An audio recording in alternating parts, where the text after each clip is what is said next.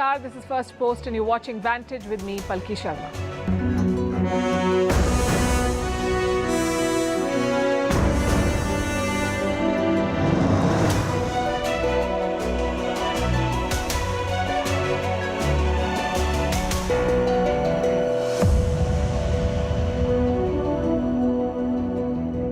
Our lead story tonight is from Manipur.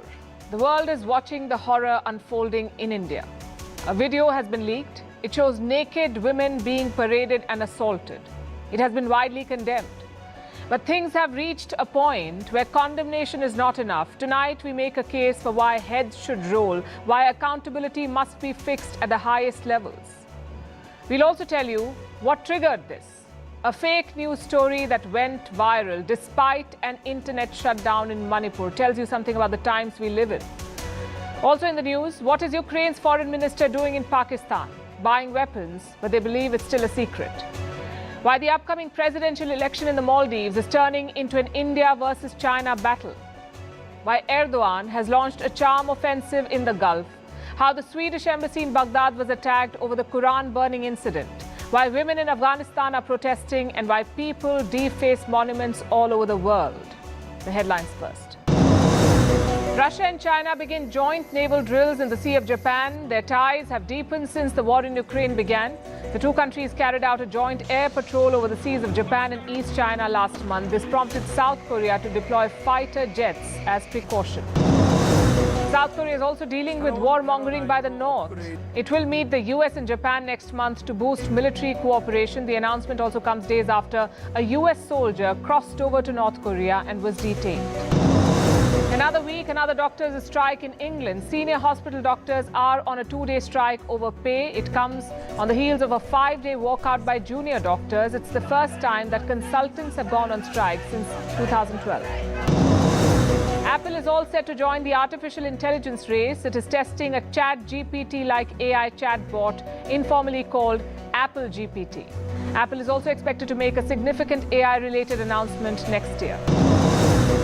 If you're in Berlin, better stay indoors. German police have warned residents that a wild animal is on the loose. It is suspected to be a lioness. Authorities are using helicopters to track down the big cat. And co-hosts New Zealand create history at the Women's Football World Cup. The Kiwis record a 1-0 win over Norway in the opening game. This is New Zealand's first ever victory at the tournament. Shock, disgust, and anger. 3 emotions that every Indian should feel today. I'm sure you know why. A video has emerged from the state of Manipur. We can't show the entire clip on television. It's that brutal and horrifying. But these are some of the screen grabs. Before we move on, I must warn you, this story is violent and triggering. It will make you flinch. It will make you nauseous. It will also make you angry, so brace yourself. The video shows 2 women being paraded naked by a mob of men. Both of them belong to the Kuki community. They're a tribal minority in Manipur. One is in her 20s, the other in her 40s. You can see the men dragging these women into a nearby field. Both of them were groped and molested. One was also gang raped. All of this happened in broad daylight. It happened on the 4th of May. That's almost 76 days ago. Did these women file a police complaint? Yes, they did. A complaint was filed on the 18th of May, but nothing happened. The state government and the police did absolutely nothing. They pretended like nothing happened. So what has changed now? Well, on Wednesday, the video of this incident leaked. Everyone saw it on social media. It was only then that the Manipur government decided to act. Let me repeat that. The police ignored this brutal crime for almost 70 days, 7-0. But when the video emerged, they sprung into action. This is not justice. This is forced afterthought. Around 25 men were part of that mob. One of them has been arrested. The Chief Minister of the state, Biren Singh, has promised strict action. He says even capital punishment is on the table. Strong words, but too late. Take a look at the Chief Minister's statement. He says the police took suo motu cognizance of the incident, meaning nobody complained, the police acted on their own. That's what he's saying, except they did not.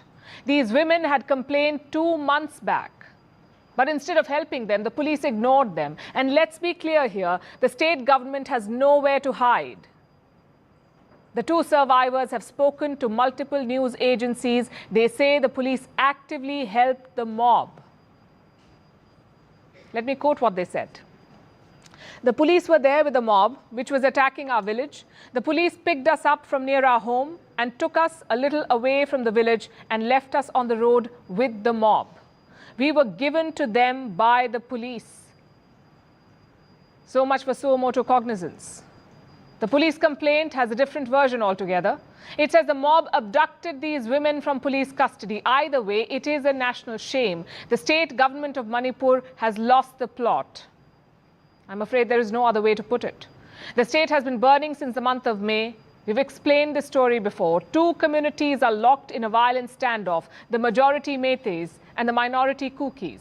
They have multiple issues with each other, like land ownership, job quotas, migration. Is it complicated? Yes, it is. But if you can't solve those complications, why are you in government? Why should people trust you? Just look at what's happened in the last 76 days. Around 140 people dead, more than 40,000 people displaced, and more than 1,700 houses destroyed. Mobs have descended on villages and burnt them to the ground. That's what happened to these women as well. Their village was attacked by a mob. They were hoping to find shelter when they were assaulted. Our hearts go out to them. You have to admire their courage for speaking out after all that happened. But here's my question. What can we as a country do for them? I know there will be an outpouring of support. Even the Prime Minister has spoken out. He says this incident is an insult to humanity. Listen to what he said. आज जब मैं आपके बीच आया हूं, इस लोकतंत्र के मंदिर के पास खड़ा हूं, तब मेरा हृदय पीड़ा से भरा हुआ है, क्रोध से भरा हुआ है।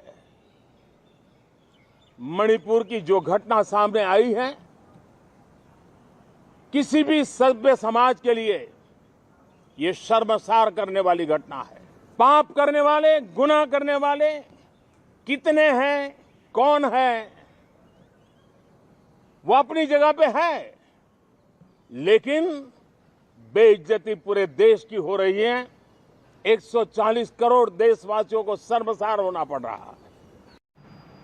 Words are important, actions even more. We need accountability for what has happened to these women in Manipur, for all the death, destruction and chaos. Heads must roll. Perhaps the Chief Minister should lead the way. He has no excuses for his failures. Mr. Biren Singh is a BJP Chief Minister. It's the same party at the centre and in the state, so you can't blame lack of federal support. You can't keep blaming historical fault lines either.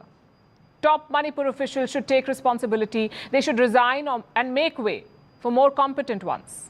If not, all this outrage will be pointless. India's opposition parties have also accused the centre of not acting faster. They're demanding a discussion in parliament. Today, both houses were adjourned after a ruckus over Manipur. The opposition wants a debate. The centre won't commit to it. Even the Supreme Court of India has taken note of this video. The Chief Justice has given an ultimatum to the government. Either arrest the culprits or step aside. This is clearly a watershed moment in Manipur and India's history. Arresting the culprits should be the first priority, but that alone will not be enough. Manipur's top leadership needs to go. The violence and destruction must stop, because right now the situation is even more precarious. Who knows how many such incidents have happened since May? This one took 76 days to come out, so maybe there are other survivors too. Plus, you can never rule out retaliation. Such incidents inevitably trigger a violent reaction, so the government's priority is to prevent that. And if you can't get the job done, step aside. Because the point of democracy is not to vote once in every 5 years and forget. It's about constant accountability. Now to the second part of the Manipur story. It pertains to the question why. Why did this happen? What was the trigger? The answer is fake news. It's deeply unsettling. Those two women were paraded naked, molested and sexually assaulted over a piece of fake news. We'll tell you what it was, but first let me repeat this. We advise viewer discretion. What we're about to share is graphic and disturbing. It all began with a picture. The photograph of a body wrapped in plastic, a young woman lying next to a suitcase. This photograph went viral in Manipur. And along with it was a message. It said, "This is a Meitei woman. She was raped and killed by Kuki men." This is what the viral photo message said, and it was a lie. The victim was not from Manipur, she was from Delhi, and this picture is not even recent, it is from last year, from November 2022. The victim's name is Ayushi Chaudhary. She was murdered last year by her own parents. It happened in Delhi, not in Manipur. But this photo with a false message was circulated in Manipur after the 3rd of May. The 3rd of May is when clashes broke out in the state. The photo went viral after that. And reports say the local police did try to stop the rumors from spreading. They did call it fake news, but the photo reached more people than the police advisory did. The fake news spread like wildfire. It fueled a mob, and we know how it ended. One of the victims has now confirmed this. She said the mob was incited by fake news. And this wasn't the only such story. There are multiple incidents of disinformation. Recently, some Meitei protesters turned up at Delhi's Jantar Mantar. They too came with a photograph. They claimed this was a Meitei woman physically assaulted by the Kuki community. Again, this was fake news. The photograph was from Arunachal Pradesh. The woman was a victim of domestic abuse. Yet another fake story was about a hospital, the Shija Hospital in Imphal. The story claimed that there were bodies of 37 Meitei rape victims in this hospital. The hospital issued a strong denial. It rubbished the claim. It even said that they do not conduct any postmortems, so there is no question of bodies being taken there. Despite all of this, such stories continue to spread. This is the scourge of fake news. Remember what Mark Twain said, "A lie can travel halfway around the world while the truth is putting on its shoes." This perfectly sums up what happened in Manipur. And it happened despite an internet ban, by the way. Fake news is spreading despite an internet shutdown. How do you think this is happening? Is this part of an organized and targeted campaign, a motivated attempt to cause disharmony? And it's not like the local authorities were not aware. They were. They've been warning against fake news. In the month of May, the Manipur government also issued an ultimatum. They threatened to slap sedition charges against those who spread lies. But that warning did not help. Rape was weaponized and lies were spread. And state authorities allowed all of this to happen. They have failed at every level, but they're not the only ones who failed. This incident once again highlights the role of social media and the internet. It's a double-edged sword, really. Without social media, the horror of Manipur may not have come to light. Had this video not been shared, had it not spread online, this story would have remained suppressed. But the same internet platforms also helped in inciting the mob. They failed to curb the fake news. They failed to act when they should have. And this is a long list of failures, not limited to Manipur. Neighboring Myanmar witnessed a genocide a few years back. The United Nations found Facebook guilty of spreading hate. This was in 2018. 5 years later, similar events are unfolding in Manipur. It raises some very serious questions. How can responsibility be fixed? Where should the line be drawn? And more importantly, who should draw that line? What can remain on the internet? And for how long? Who should decide that? The government or the platforms? I'm afraid there are no clear rules, but the current system is not working, that is for sure. Self-regulation has failed. Today, the government of India had to step in. It asked Twitter to take down the Manipur video. It issued warnings to other platforms as well. It said this video should be removed because it could incite more violence. The immediate priority, of course, is to control the situation, but the larger question on the perils of fake news and how it can be controlled should also be addressed sooner rather than later.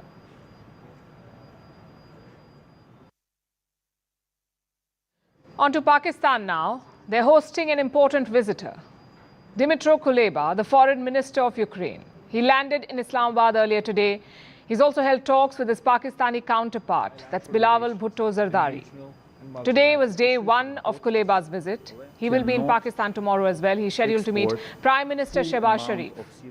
The obvious question is this: what is Kuleba doing in Pakistan? Reports say he's trying to buy weapons. Ukraine launched a counter-offensive against Russia last month, and it's not going to plan. Progress has been slow and costly. Plus, the Western arsenal is drying up. Just look at the United States. They're sending cluster bombs to Ukraine. These are banned weapons. Why would the US send them unless they're running out of ammunition? So Ukraine needs more weapons. Luckily, Pakistan has a lot of them. That's the plus side of letting the army rule your country. You have lots of spare weapons. Also, this defense trade is not new. It goes back almost 30 years. Ukraine has supplied weapons worth $1.6 billion to Pakistan so far. Now that Kiev is at war, the trade has changed. Now Pakistan has become the supplier. And Islamabad has not officially confirmed this, but we're talking about million-dollar shipments here. You can't really hide them. There are reports of howitzers, bullets, and even tanks being sold to Ukraine. And how do they reach Ukraine? By taking long and twisted routes. Some of the shipments went to Germany first. From there, they were transferred to Ukraine. Another route involved the UK. They struck a deal with Pakistan in the month of April this year. Islamabad agreed to send 230 containers of defense items. All of these are so-called secret deals. It's flashed all over the papers, but still secret. What did Pakistan get in return for these shipments? Money. Their economy is in dire straits. They need every dollar they can get. Reports say the West is funding this trade. Ukraine got the weapons, but NATO paid the bills. Rumor is this latest visit by Kuleba is about one such deal, a new deal. Pakistan will send another shipment to Ukraine. On paper, Islamabad has denied this. Listen to what Bilawal Bhutto Zardari said. This opportunity to reiterate that we find it regrettable that certain media outlets have tried to publish unfounded reports alleging military supplies to Ukraine. Since the war began, we have not concluded any agreement for defense supplies to Ukraine, keeping in view our principled, consistent, and non-partisan position. Such a crisp reply, almost like he was practicing at home. Pakistan has struggled to define their policy on Ukraine. Officially, they're neutral, but unofficially, they are arming Ukraine. Until now, this was not much of a problem. Russia and Pakistan were never close. They've never been close. Islamabad was always part of the Western club. But the war has forced a rethink. And there are two reasons for that. Number one, the US does not seem to care about Pakistan anymore. Islamabad is China's lackey now. Washington has no use with them. And the second reason, Pakistan has been making overtures to Russia. What for? For buying oil. They have struck a deal with Moscow. The first shipment arrived in Karachi last month, and this is discounted Russian oil. If anybody needs it, it is Pakistan. So arming Ukraine is a bit trickier now. If Putin wants to, he can stop the shipments to Pakistan. And with inflation at 38%, that could be disastrous. So what can Islamabad do? Well, one option is to keep the arms trade under wraps. But then again, if the media can dig out these shipments, I'm sure Russia can. So that is pointless. Another option is to stop the arms trade, which means sacrificing a lot of money and possibly Western help. Pakistan and Russia are Will Pakistan do that? They've just secured a bail from the International Monetary Fund, the IMF. And the IMF says one bailout will not be enough. Pakistan will need multiple. So I guess there is no easy choice for Pakistan. Bilawal Bhutto Zardari tried to brush these suggestions aside. He reiterated Pakistan's so-called neutrality. The Ukrainian war has also brought difficulties for developing countries and the global south, particularly in terms of fuel, food, and fertilizer shortages. Pakistan is no exception.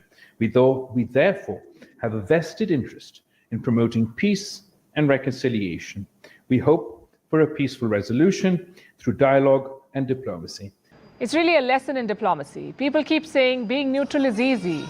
You're too scared to pick a side. But for Pakistan, even neutrality is a luxury. The fact is, not every country can refuse to pick a side. You need a cocktail of many things. You need a strong economy, a history of strategic autonomy, and a stable and confident polity. Pakistan has none of them. Hence, they pretend to be neutral, yet they play both sides. Vantage continues after a short break.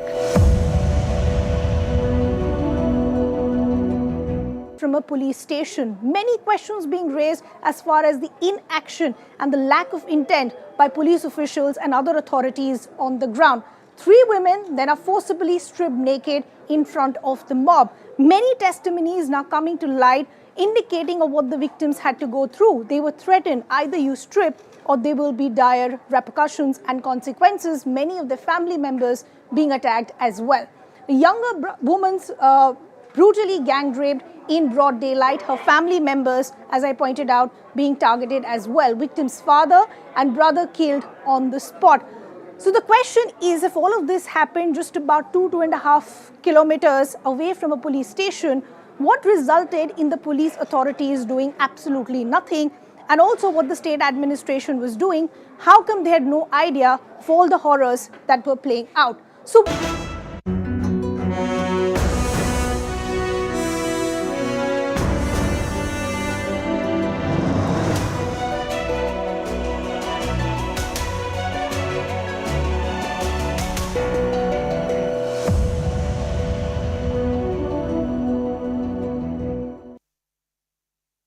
For our next story, let me show you a photo. It shows people donning masks of Prime Minister Modi. Do you know who these people are? They're not in a political rally in India. These are people of the Maldives, and they are protesting. What you see is a political protest in the Maldives against India. They call it the India Out campaign. You may have heard about it. It's not a new campaign, but now it's being revived. That's because the Maldives is heading for a presidential election. And a former president is trying to win back power. His name is Abdullah Yameen, a tainted leader currently in jail over corruption charges, backed by China and hoping to be president again. What is his strategy? Targeting India. That's how he plans to win the election. And these protesters that you just saw are Yameen's supporters. They launched their India Out campaign on Eid this month. The election is in the month of September, and like any other country, the Maldives has its own set of problems. Its people have their own challenges, their own priorities. But Yameen is determined to make this about India. He wants the election agenda to be dominated by India. Remember, this man was ousted from power in 2018, and since then, his politics has been focused on India. He's been the face of the India Out campaign. He's been pushing it for years now. It comes like a flash in the pan. But it's been hard to sustain. It hasn't gained much traction, mostly because of Yameen's own tainted reputation. He's serving an 11-year jail sentence for taking bribes and laundering money. He did this while he was president. And that's not all. As president, Yameen was called China's man in Mali. There was an open door for Chinese investments in the country. Yameen cleared a series of Chinese projects. And in the process, he pushed his country into a debt trap. During the Yameen years, Mali raked up over $1 billion in Chinese debt. That's a lot of money for this country, more than $1 billion. The voters saw through Yameen. In 2018, he was voted out of power, and Ibrahim Mohammed Soli took over as president. Under Soli, Mali's relationship with New Delhi has strengthened, and China's influence has diminished. India has gained a stronger foothold. In the last 4 years, New Delhi has signed a wide range of pacts, from defense to infrastructure. It has also given Mali $2.7 billion. This is in the form of loans. Also, development assistance for infrastructure projects. But unlike China, India's assistance does not compromise the sovereignty of the Maldives. And they acknowledge that. The government of the Maldives has slammed Yameen and the India Out campaign. In fact, let me quote from a statement by the Maldivian government. This is about the recent protests. This is what they say. Such dishonorable acts by the opposition regarding one of Maldives' key bilateral partners and its leadership during Eid al-Adha festivities, a time of peace, joy and harmony, does not only provoke hatred but also promote hostility, with the objective of tarnishing the country's long-standing cordial ties with India. So Mali is not wavering from its position, but ahead of the election, President Soli faces a challenge. There is a split in the ruling coalition. Mohammad Nasheed, the former president, has quit the ruling party. He stepped down last month, apparently a power struggle. Soli and Nasheed were not getting along. They were at odds on multiple issues. Ultimately, Nasheed walked out. And now he's floated his own party. It's called the Democrats. Reports say Nasheed could also join hands with Yameen. No formal confirmation yet, but this month there was a meeting in Mali. Nasheed's team met with members of Yameen's party. And they're said to have discussed ways to, quote-unquote, find common ground before the presidential election. So will they formally join hands? We'll have to wait and see. But if it happens, it would be a dramatic turn of events. You see, there's a history between Yamin and Nasheed. They were fierce political rivals. In 2015, when Yamin was president, Nasheed was arrested on charges of terrorism. He was forced into exile for 2 years. He returned when Soli won the election in 2018. So an alliance between Yamin and Nasheed is a highly unlikely one. At the same time, it cannot be ruled out. It's hard to say how this will impact Soli's chances. As of today, there is no clear front-runner in the upcoming election. Recently, a think tank in the Maldives conducted an opinion poll. This is what they found. 52% of the voters are on the fence, undecided. 15% back Soli, 10% want to vote for Yamin, and only 6% back Mohammad Nasheed. The election is still 2 months away, and that's a very long time in politics. This week, Turkish President Recep Tayyip Erdogan set off on a whirlwind tour. He had 3 stops: Saudi Arabia, Qatar, and the United Arab Emirates, UAE. Basically a Gulf tour. But what explains Erdogan's sudden wanderlust? The answer is investments. You see, the Turkish economy is crumbling. Their currency, the lira, is plummeting. Inflation, on the other hand, is soaring. In the month of June, Turkey's official inflation rate was 38%, but estimates say the actual rate was around 108%. So Erdogan clearly needs these investments, and he needs them fast, which is why he turned to his rich Gulf neighbors. You could say his tour was a glorified funding ground.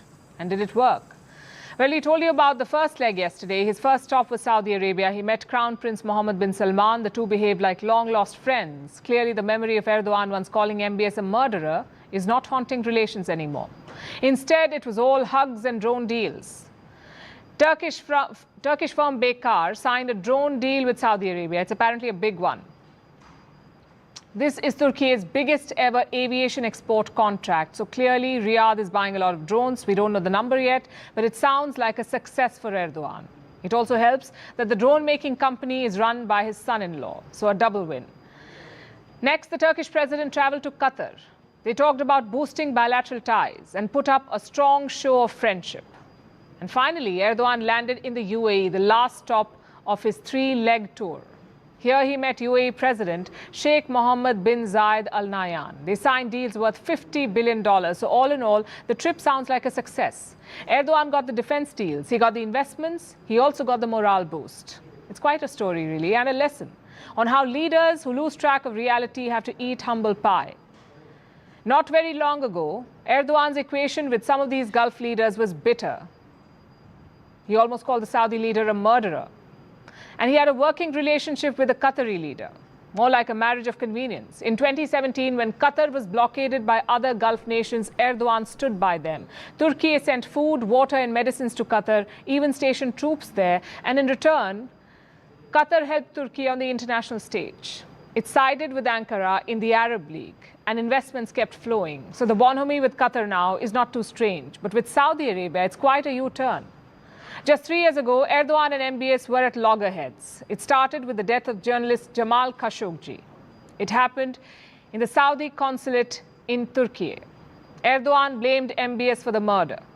The countries boycotted each other's imports, they banned each other's media, and the rivalry of the leaders was for the world to see. Because both these men, MBS and Erdogan, have lofty ambitions. They see themselves as the leader of the Islamic world. But MBS has a little edge here. He is, after all, the de facto ruler of Saudi Arabia, the custodian of Islam's holiest sites, plus he has the petrodollars. You can't be the king of the Islamic world without money. But Erdogan challenged that, and he lost. The last few years have been tough for his country. The president's dreams of a new Ottoman Empire have been punctured. Erdogan has toned down the rhetoric since. He's now trying to fix the economy that he broke. And for that, he's reaching out to the Gulf nations. He needs their friendship and their money. So he pulled off a charm offensive. The Turkish president gifted all 3 leaders electric vehicles. This model, called the TOG, a Turkish-made electric car. MBS even drove Erdogan around in it. But it's a bit early to say who is taking whom for a ride. And now let's talk about the UK. London is throwing a fit today. They're upset with the EU. And the bone of contention is a string of islands some 13,000 kilometers away, the Falkland Islands. The UK once went to war over them. And now Europe is stoking that old fire. The EU held a meeting with Latin American and Caribbean nations. At this meeting, Argentina brought up its old claim over the Falklands. Europe acknowledged that claim, and then they did something unthinkable. They referred to the Falkland Islands by their Spanish name. Argentina cheered. Britain was furious. Our next report tells you more. These are the Falkland Islands. In Spanish, they're known as Islas Malvinas. But don't let the British hear you say that name out loud, or they're likely to throw a tantrum, as they're presently doing with the EU. You see, the EU officials met leaders from the CELAC countries. That's a group of 33 nations from Latin America and the Caribbean. Argentina is a member of the CELAC group, and they have an old bone to pick with the UK. Look at the map of the Falklands again.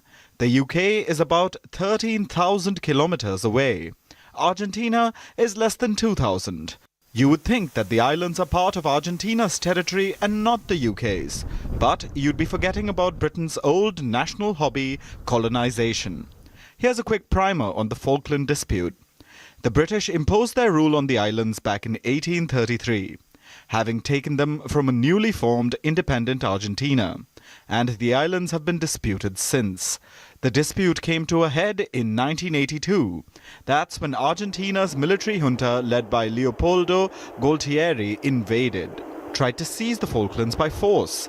They thought Britain wouldn't do anything about some almost barren islands half the world away. But they underestimated the resolve of Britain's Iron Lady, Margaret Thatcher. She sent troops to bring the islands back under British control. It led to the brief but brutal Falklands War, where 649 Argentine and 255 British soldiers lost their lives. It ended with the islands still in British control. The war also led to the fall of Galtieri a few days after its conclusion. This is important, because that's the last time Argentina tried to take the islands by force. That doesn't mean Buenos Aires has given up its claim. But now, Argentina's constitution calls for a return of the islands through peaceful means only. Which brings us back to the present. Argentine representatives at the EU summit spoke about their claims on the Falklands, and the EU acknowledged their claim, as they've always done. The dispute has never been settled after all, so that's nothing new. That didn't really bother the British. It was the statement released after the summit which ruffled feathers. This is what it said. Regarding the question of sovereignty over the Islas Malvinas/Falkland Islands, the European Union took note of CELAC's historical position based on the importance of dialogue and respect for international law in the peaceful solution of disputes. Now, while it sounds neutral, notice what the islands were called. Islas Malvinas/Falkland Islands. Argentine politicians were quick to hype this up. President Alberto Fernandez put out this tweet. He said Argentina's claims to sovereignty through peaceful means and through dialogue remains intact. The country's foreign minister tweeted this. He called it a triumph of Argentine diplomacy.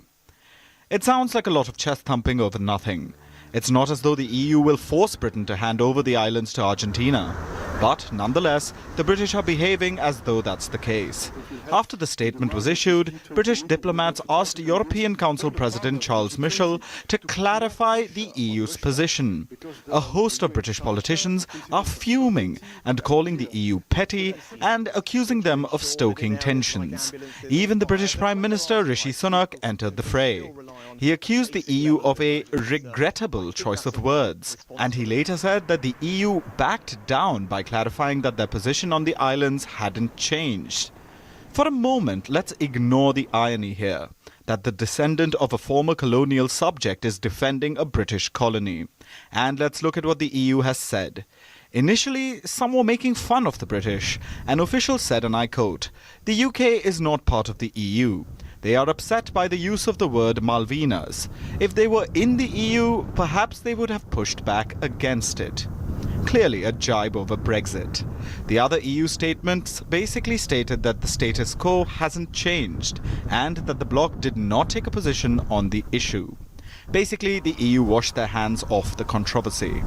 It hardly sounds like the EU backing down or turning tail. But that may be how Sunak will want to sell this. His party's popularity is terrible, and they need any win they can get or manufacture.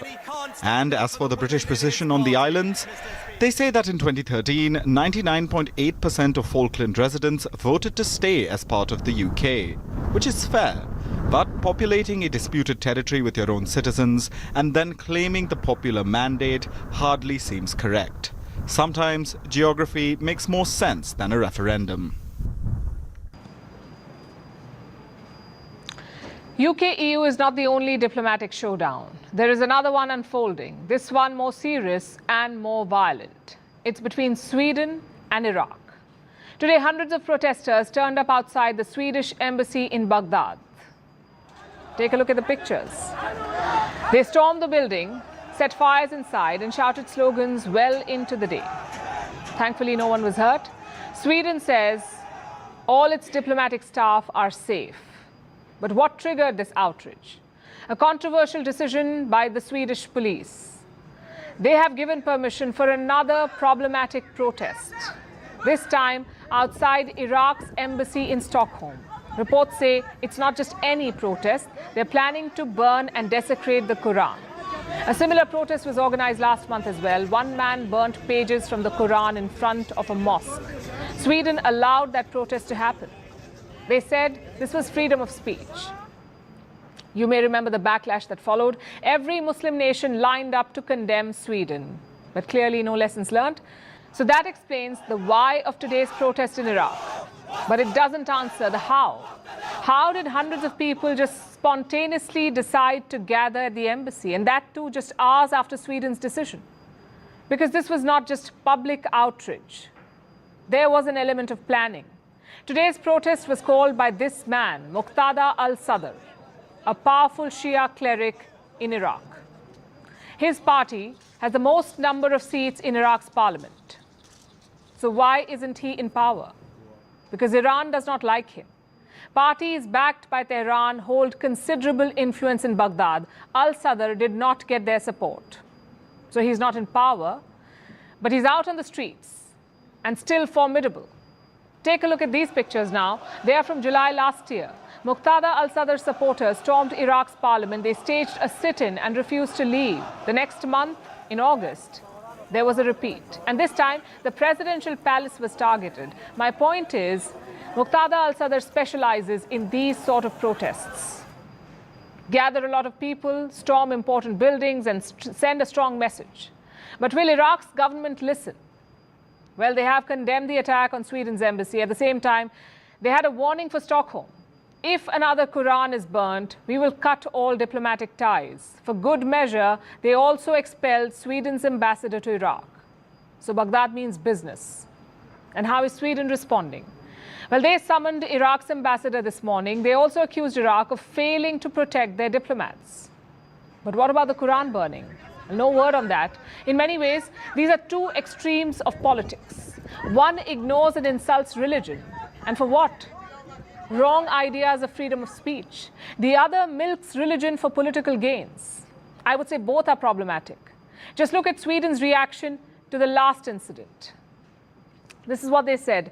The burning of the Quran or any other holy text is an offensive and disrespectful act. Expressions of racism, xenophobia, and related intolerance have no place in Sweden or in Europe. It sounds perfect, right? But weeks later, another Quran is set to be burnt in the same country. Makes you wonder what is going on. You're admitting that something is wrong and xenophobic, yet you're doing nothing to stop it. Free speech cannot be limitless and racist, because then it's a slippery slope. What if Iraq turns around and says, storming embassies is freedom of expression? Would Sweden accept that? They shouldn't, because it's not. At the same time, burning a holy book is not acceptable. As for Iraq, their problem is the opposite, too much religion. Muqtada al-Sadr is a cleric. He thrives on using religion in politics. Some say he wants to do in Iraq what Ayatollah Khomeini did in Iran.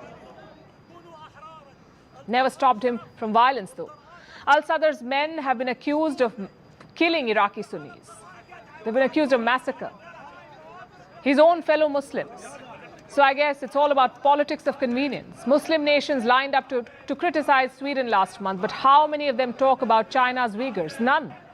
This trend of using religion in politics is a dangerous one. Simply ignoring it is not an option, because then you turn into a Sweden. No red lines, no respect. But Muqtada al-Sadr and his protesters are not the answer to that. You need common sense policies that respect all communities, both their rights and their sentiments.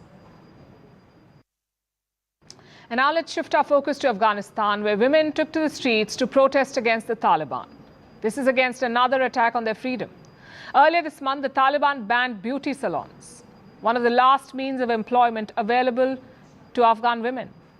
They've already barred from most forms of employment and education, and now the Taliban have decided to shut this refuge as well. But some brave Afghan women took to the streets of Kabul, demanding that they be allowed to feed their families. Of course, the Taliban are not ones to tolerate defiance. Here's what followed. Since the Taliban took over Afghanistan in 2021, there's been a continuous assault on the freedom of women. First, they were barred from attending schools, then colleges. Slowly, they were restricted from public spaces, like gyms, parks, and even fairs.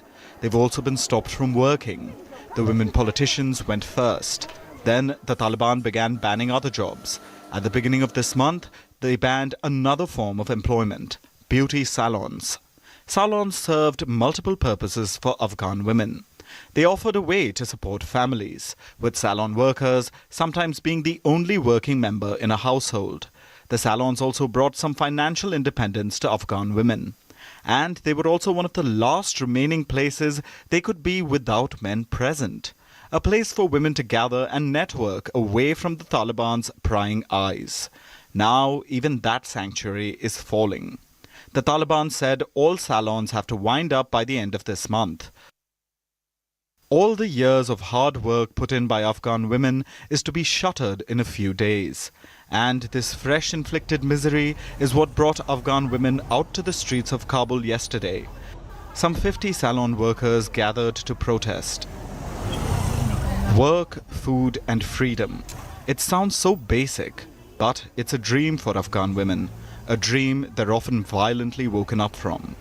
When the Taliban got word of the gathering, their enforcers descended upon the protesters. They fired guns into the air to scare off the women. Then they used fire hoses as makeshift water cannons. And they also used tasers. Imagine using tasers on dozens of women who just want to continue working, continue feeding their families. The Islamic Emirate of Afghanistan must realize that there are many Afghan women who have no food. They are poor and have no one to take care of them. They themselves must work, and some of them having beauty salons, which is their only source of income. In my opinion, these salons should not be closed. But the Taliban have no consideration for that. Their leader, Hibatullah Akhundzada, ordered salons shut, and the Taliban's Ministry for the Promotion of Virtue and Prevention of Vice issued the decree. The reasons are the usual. The Taliban thinks salons are un-Islamic. They said too much makeup prevented women from praying properly, and that some services offered by salons were prohibited by religion. Another explanation for the ban was that too much money spent on makeovers caused hardships for poor families, especially for the families of grooms during wedding functions, apparently. It is as ridiculous as it sounds, possibly to make weddings cheaper for Taliban fighters. It's not like the warlords in Kabul have been making lives economically better for Afghans. So it seems they're banning even mildly expensive things to make the situation look better. The women protesters wanted to have a discussion with the Taliban, maybe find some middle ground, but they were dispersed. They dispersed our gathering. We, the women who remained here, are going to the United Nations and defend. Women don't get separated, stay together. But will the UN listen? Is anyone willing to do something about the plight of Afghan women?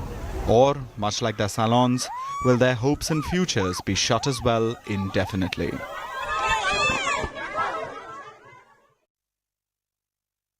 Do you know the oldest known art in the world? It's graffiti. It first appeared on walls of caves thousands of years ago. Later, it was popularized by ancient Romans and Greeks. They wrote protest poems on buildings. Graffiti helped humans make their mark. It has historical significance, but honestly, it can also be an eyesore because sometimes it tells us a little too much about a civilization. Not an ancient civilization, but the current one. Hop to a monument near you, and you'll know what I'm talking about. Let me guess what you're likely to witness. A monument wall will spill the tea on who's dating whom.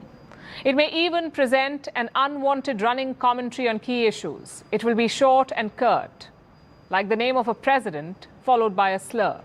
Or sometimes it's just to tell you the name of a recent visitor, then leave it at that. We understand that graffiti can be basic too, no pressure there, but seriously, the examples are everywhere. Let me share the most recent one. This week, the Colosseum was defaced by a Swiss girl. This is a historical monument in Rome. And it now bears the carved initials of this teenager. Bad news for her because the police have launched an investigation and she could face up to 5 years behind bars, plus a fine of about $17,000. This comes less than a month after another similar incident. A tourist cemented his love by writing his and his partner's names on the ancient landmark. Yes, it's terrible. But let's cut the guy some slack. He says he did not know how old the Colosseum was. He wrote an apology to the mayor of Rome. Too bad, the nearly 2,000 years old monument did not speak to him. But even if it did, would the Colosseum's age have been reason enough to stop? Because for as long as there have been monuments, there have been people to deface them. This is a worldwide phenomenon. It comes in all forms, big and small, and it is applied to all sorts of landmarks, ancient and modern. Just last month, a Canadian teenager carved letters on a Japanese temple, an 8th century temple, mind you. And he defaced it with his fingernail. No points for effort. But in a 2017 case of vandalism, the victim was a modern landmark. And the means were quite creative.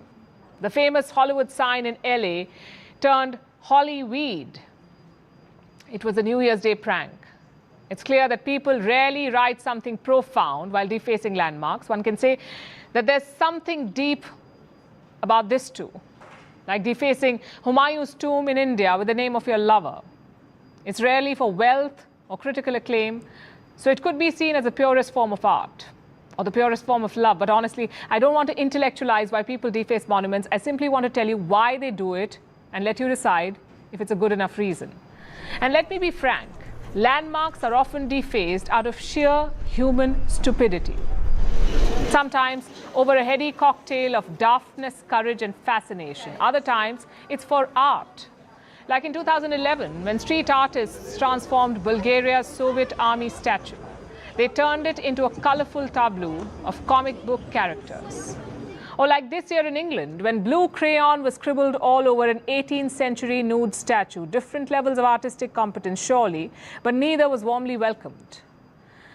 Then there are some who deface monuments in the name of protest.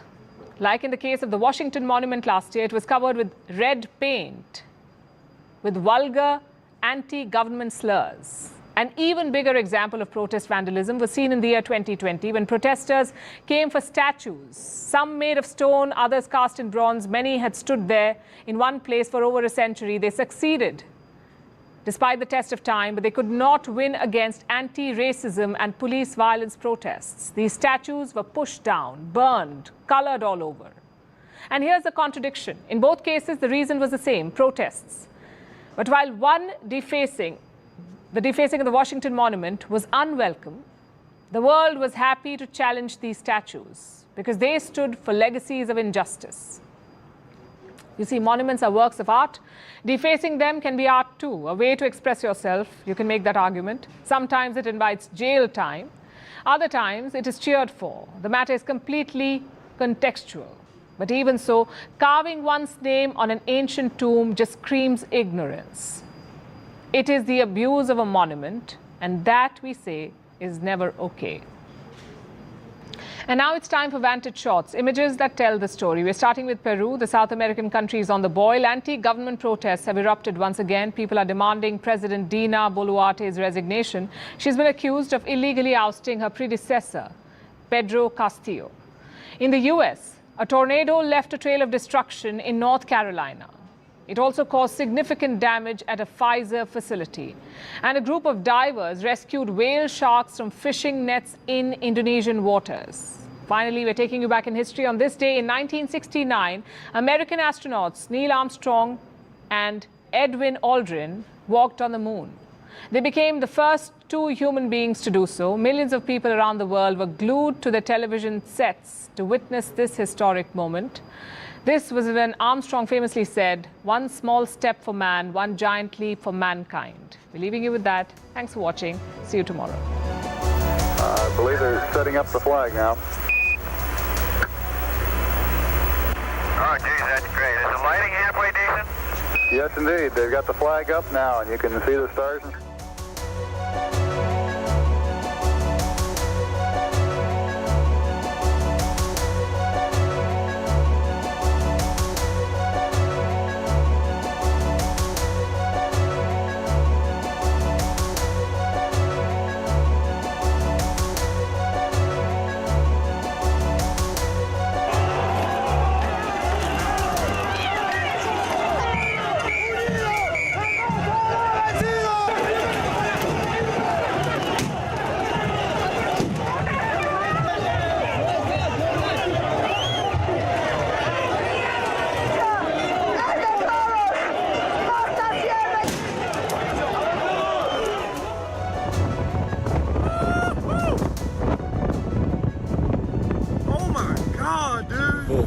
Do what?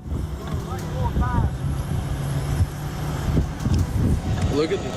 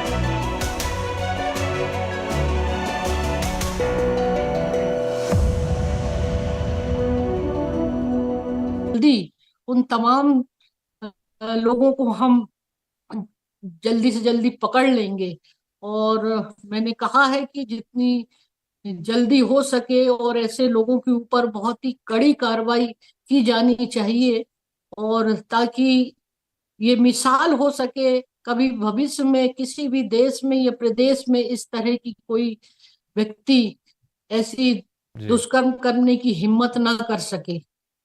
Rajpal ji, बहुत बहुत धन्यवाद हमारे साथ जुड़ने के लिए. That was Governor Anusuya Uke, the governor of Manipur. Like I said, women being used